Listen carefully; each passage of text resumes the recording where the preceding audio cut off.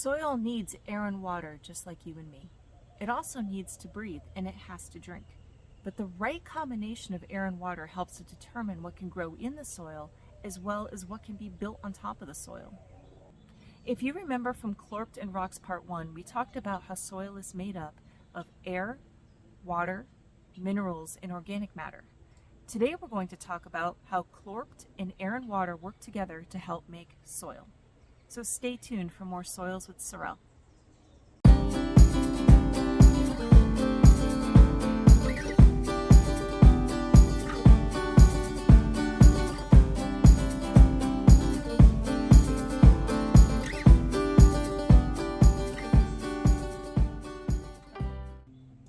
Between the soil particles within a soil are blank spaces that are filled with either air or water.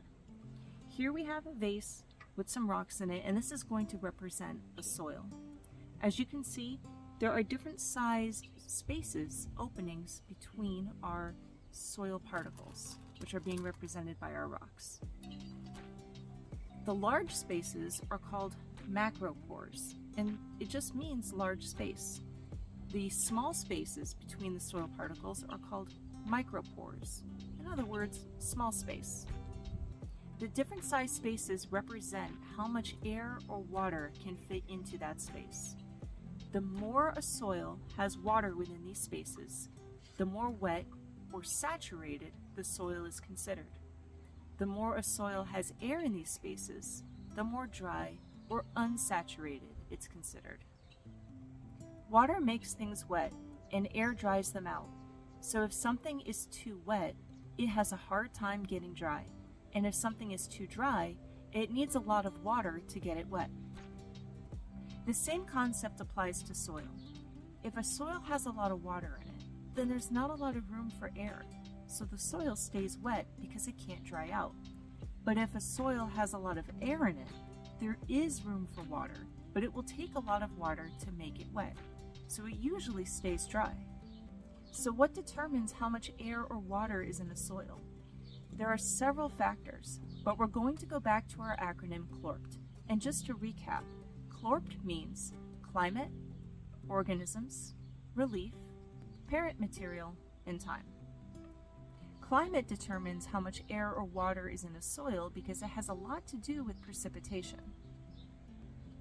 In climates that get a lot of rain and humidity, more of that moisture stays in the air. The moisture gets into the soil through rainfall. Climates that don't get a lot of rain are dry and don't have a lot of moisture in the air. Therefore, they don't have a lot of rain that falls into the ground and into the soil. There are thousands of different types of microorganisms that live in the soil, and we're going to talk about those in much later episodes. But for today, we're going to talk about the two main categories of microorganisms. First, there are microorganisms that live in mostly wet or anaerobic conditions. They are known as anaerobic organisms. Then there are microorganisms that live in mostly dry conditions. They are known as aerobic organisms. And a good way to help you remember that is aerobic has the word air in it, so it's mostly dry. And then you think of anaerobic, it's the opposite of air, so you would have mostly wet or anaerobic organisms. There are exceptions to these rules and a lot of gray spaces in between, but these microorganisms live within the macropores and the micropores in the air and water within the soil. And their existence within these micropores greatly depends on how much air or water remains in the soil. Topography can be explained by thinking back to our episode on rocks and C.L.O.R.P.T. Remember when we watched a rock go down the slope and into a bucket? Well, what if that rock was rain? Would the rain stay on the slope on the part where it hit, or would it travel down into the bucket? That's right, it would travel down into the bucket because rain travels down. So rain falling from the sky would go to the lowest place it can go. And this makes sense because we measure topography by seeing how tall or short something is by where it is in relation to sea level. And sea level is the point at which land meets the ocean. Now, some of the rain will soak into the ground it lands on, but gravity and other forces will help to pull it down to the lowest point it can go. Can you guess what starts to take up those pore spaces within a soil after it stops raining? That's right, air. So if there's no water, then there's going to be air. Air and water kind of work together and opposite of one another when it comes to topography. When it comes to parent material, let's think about our vase here with our soil. Some spaces are bigger, which will hold more air and water, and other spaces are smaller, which will hold less air and water. Think about the parent material as the vase which will hold air and water, while at the same time, air and water is what makes up soil. Finally, time plays a very important role in how much air and water stays in the soil. Let's take the general soil that we have here in Phoenix, Arizona. For most of the year, it stays dry because our climate doesn't have a lot of water or precipitation in it.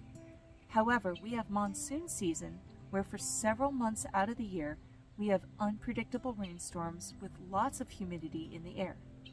During those times, our soil will receive a lot of water. However, when the monsoon season is done, the water dries up and we are back to having dry soils and dry air again. So what happens to the water that was in that soil? The heat from the atmosphere causes the water in the soil to evaporate, which means it heats up and turns from a liquid to a gas. The water can also travel further down into the ground, and if no rain comes on top of the soil, then all that water will keep traveling down, which dries out the top of the soil.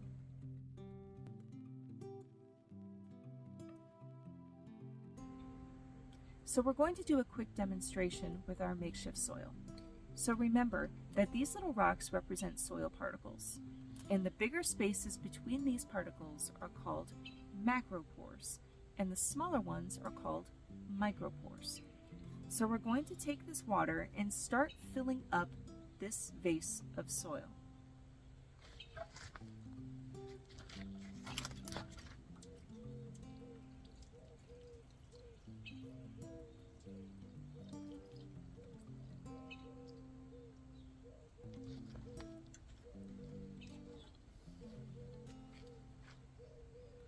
So hopefully you can see that this is the water line.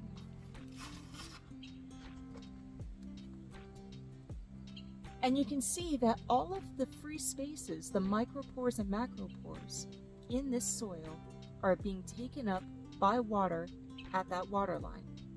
The soil from here down would probably be considered saturated. The soil from here up would probably be considered unsaturated.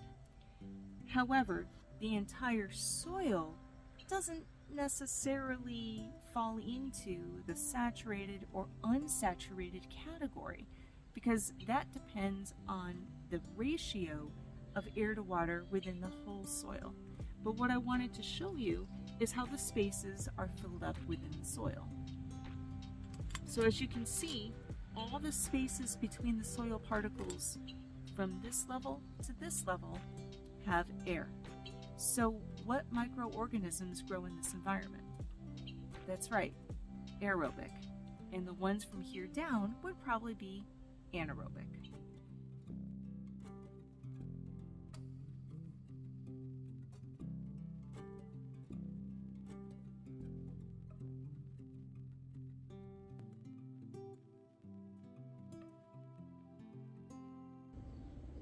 I know today's lesson was a handful on C.L.O.R.P.T air and water. In our next episode, we're going to be talking about how organic matter and C.L.O.R.P.T make soil, and then that will conclude our videos on C.L.O.R.P.T. From there, we're going to move on into soil structure, soil taxonomy, which is the different types of soil, the difference between soil quality, soil health, and so much more. Thank you for watching my videos. I hope to see you again soon. And until then, save the soil.